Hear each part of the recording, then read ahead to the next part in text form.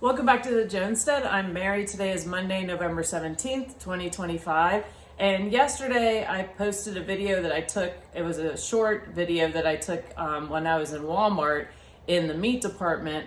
And I took it and showing all the different prices. And just for regular ground beef at Walmart, it was $6.50. Was it 15 cents a pound.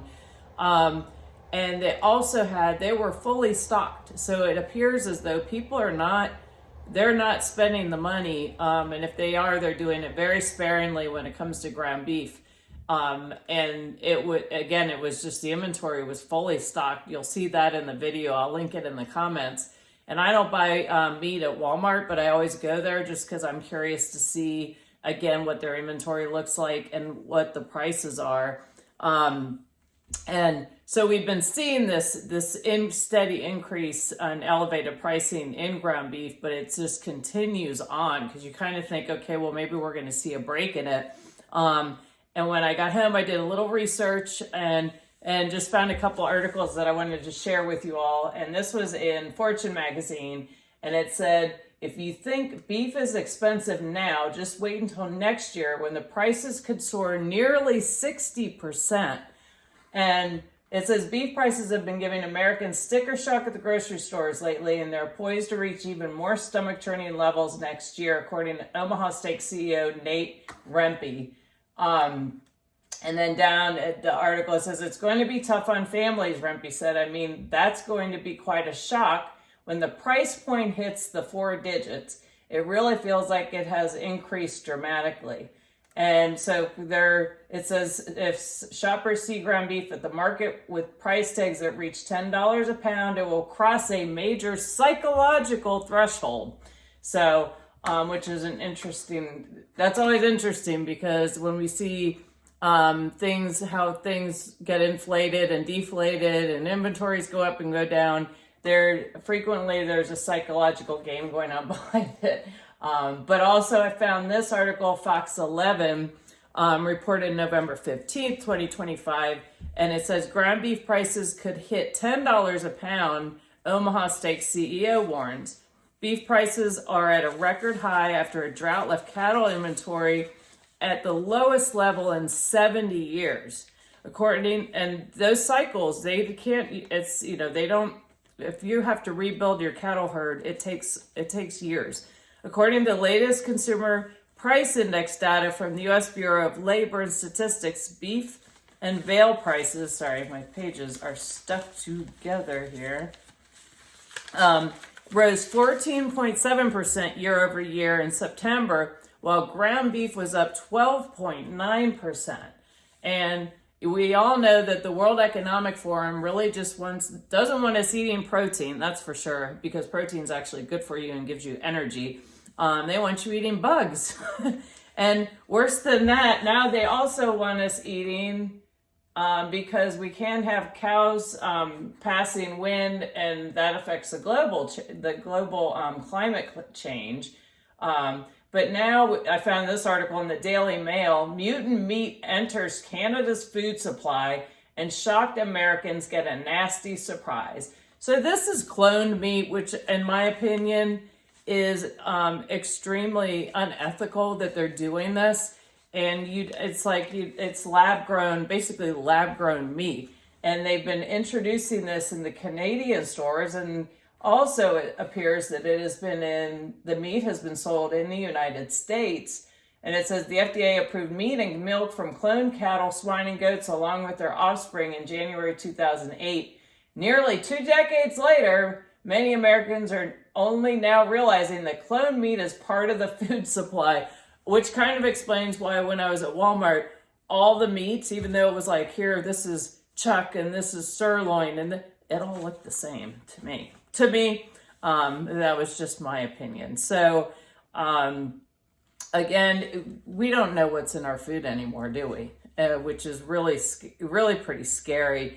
I guess if you must buy your meat from the grocery store, try and find the freshest that you can. And if you find a deal, and then freeze it, buy extra and freeze it, or find a rancher in your area and purchase beef directly from them. and you can buy a quarter of a cow or half a cow, get a freezer, put it in the freezer. Then you know where your meat's coming from, and that it's not cloned. You can do your research. You can see where the cattle is raised. So that's just, it starts with looking at the inflated prices, and then I end up with mutant meat. But anyway, seems to be what we're living through right now, doesn't it, in this day and age? And moving on to more economic news, Walgreens announced, let's see here, this is very holiday minded. Walgreens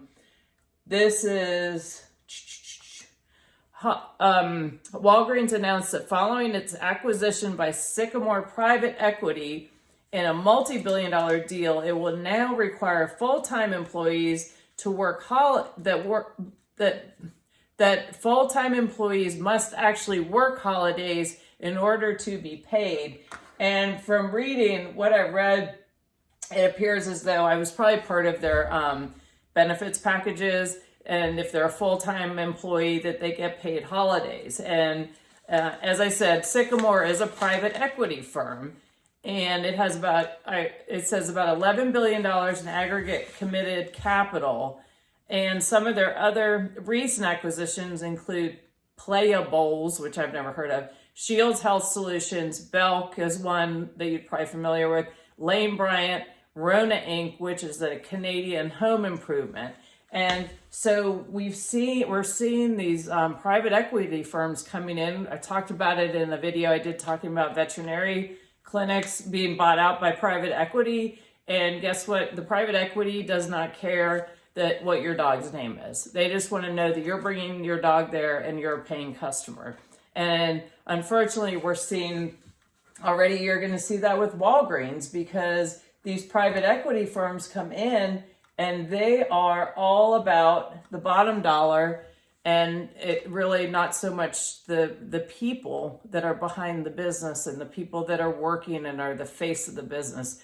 So it'll be interesting to see how Walgreens, if things change, if they improve.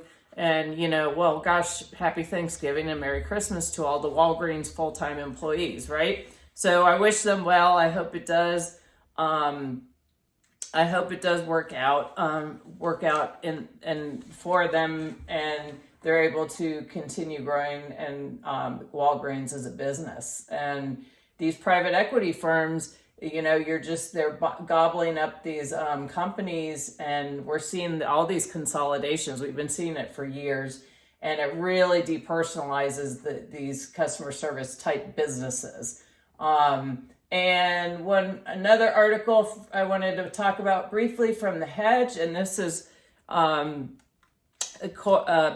container import corporate bankruptcies on pace for a 15-year high as more isolated incidences occur. And somehow I'm missing. Nope, I'm here. I'm on the right one. And so this is a 15-year high. And down here it had I'll read off just a couple. These are some of the largest bankruptcies of 2025. That means it was more than $1 billion in liabilities. And you had Office Properties Income Trust, Anthology Inc., First Brands Group, which I've talked about, Omnicare Inc., Tricolor Holdings, talked about that one too, Spirit Aviation Holdings, Genesis Healthcare. And I'll link this below so you can go back and reference that information. But that's very concerning. It's not sending a real positive signals as far as the health of our economy in general. And we're seeing so many things change and shift around. And next article I want to talk about from The Hedge, and this one is container imports dropped 17.6% in October at the busiest port. It says the Port of Long Beach is moving containerized cargo ahead of the cumulative record-setting pace achieved in 2024. Despite weaker demand, this October volumes drop by nearly 20% from a year ago.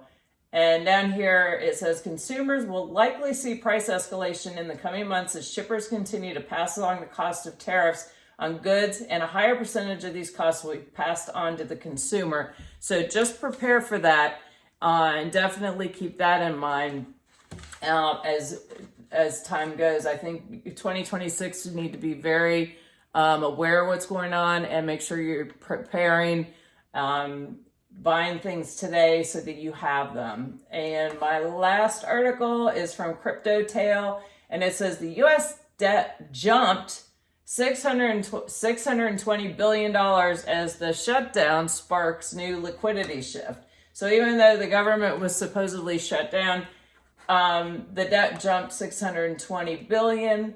And why is this? Why was this? This happened because the Treasury issuance stayed active, and this government guided the direction of risk flows. Basically, they also had to continue to fund. Issuance continues. They had to continue to fund their obligations even though the government was shut down. And there's a graph that shows you that. And meanwhile, as of today, our U.S. national debt is $38 trillion, and it's going up still.